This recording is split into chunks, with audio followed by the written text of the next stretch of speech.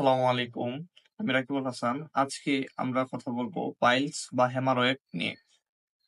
Piles বা হেমারয়েড হচ্ছে মলদ্বারের আশেপাশে রক্তনালীগুলো ফুলে যাওয়া, যেখান থেকে রক্তপাত হতে পারে বা ব্যথাও পড়তে পারে। পাইলস দুই ধরনের, ইন্টারনাল, এক্সটার্নাল। ইন্টারনাল যেটা ভেতরে হয় সেটা হচ্ছে মলদ্বারের ভেতরে হয়ে থাকে, রক্তপাত হয় কিন্তু কোনো ব্যথা থাকে না।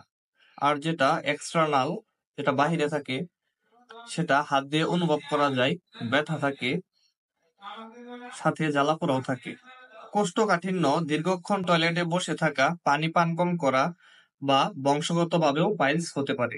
পাইলস বা অশ্ব হলে যে লক্ষণগুলো প্রকাশ পায়: মলত্যাগের সময় রক্ত পড়া, মলদ্বার চুলকানো ও জ্বালাপোড়া করে এবং ফুলেও থাকতে পারে।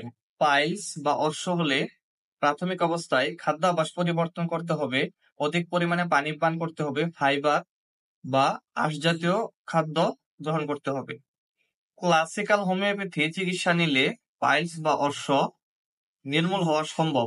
সেক্ষেত্রে আপনারা একজন ক্লাসিক্যাল হোমিওপ্যাথি ডাক্তারের কাছ থেকে পরামর্শ নিতে পারেন, অথবা doctor ATM Ruhul Amin, BHMS, Dhaka বিশ্ববিদ্যালয়, চাইলে ওনার সাথে আপনারা যোগাযোগ করতে পারেন।